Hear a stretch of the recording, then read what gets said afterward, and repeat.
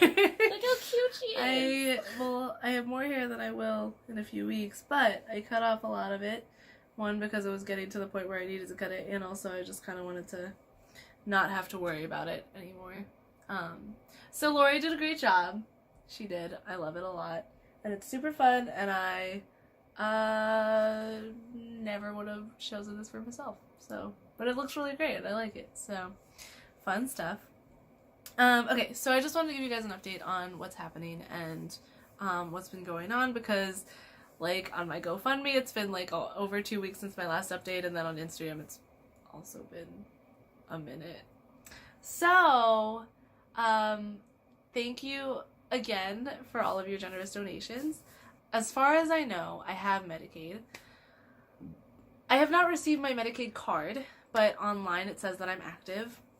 But I talked to my doctor, and she said that it's pretty normal for it to take a while to process and for them to send the card, so it could take up to 2 months, honestly. So that's kind of still stressful, but I'm so grateful that I have the donations and that I don't have to worry about money right now, because I have that cushion room.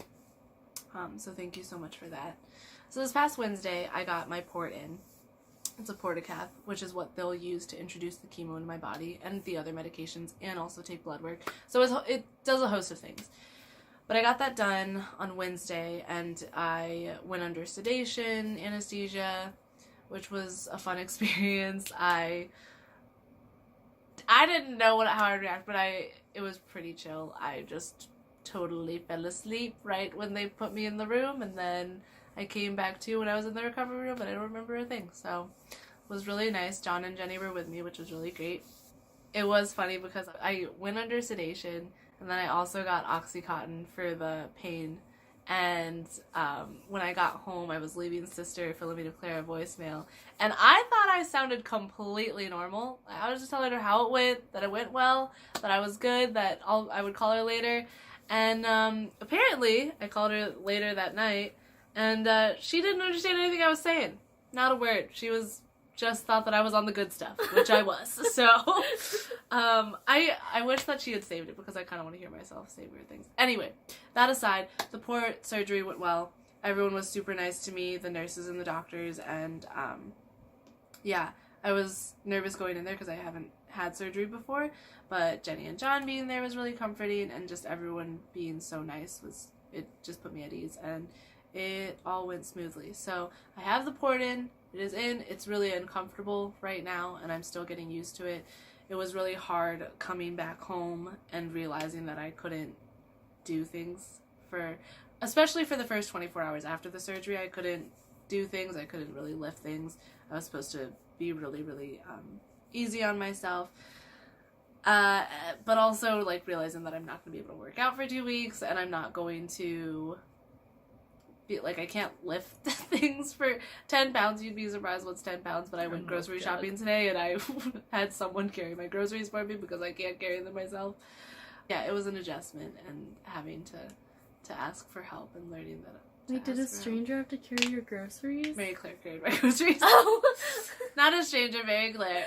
So on Tuesday next week, I have a follow-up with Dr. Griffiths, who's the oncologist, and I have more blood work to do, and then a teaching session, which all my family is going to be there for that, which is great. Mm-hmm. And I'm pretty sure that's just to go over what's going to happen with the chemotherapy and how best to help me through it and how I should prepare myself for it. And then Thursday is when I actually get chemo. It'll be from 9 to 3, so a full day. And my sisters are going to take me, which is going to be great. And then on Friday and Monday, I'll have fluids, which will help to mitigate the side effects.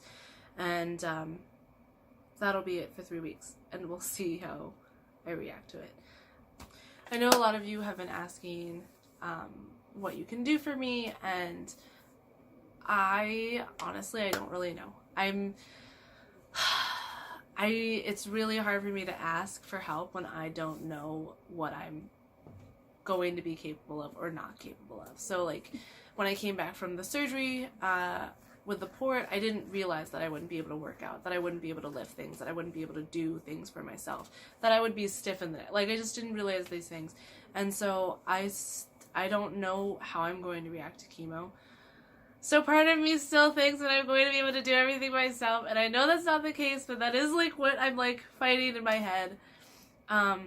But we're working on getting a care calendar up so that if you want to help, then you have the opportunity, whether it's by making me a meal or possibly driving me to mass or something, because I don't know if I'll be able to drive. But yeah, so I'm working on that with my sisters, and I've said this to many people, but one of the hardest things is that, like, I'm a fully functioning person right now.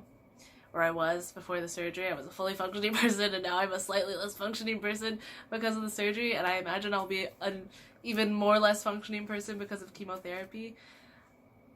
But it's really hard to ask for help, but I'm working on it, and I really appreciate that everyone's been so generous, and I'm so grateful that I have the family that I have who is here for me and is willing to do things for me and to ask if they can do things for me, and not just, they just make sure that I'm doing okay. I just want to say thank you for all the love and support that you have sent me, whether it's by messages over social media or sending me something in the mail in a card, or just praying for me. I really appreciate it, and thank you for sharing your hearts with me and sharing your intentions and allowing me to offer this up for you. So, and for those of you who haven't shared your intentions, I'm just praying for all those that you keep in the silence of your heart. I continue to be affirmed, and the Lord just continues to give me a lot of peace over what He's doing here. I have already seen really good fruits just in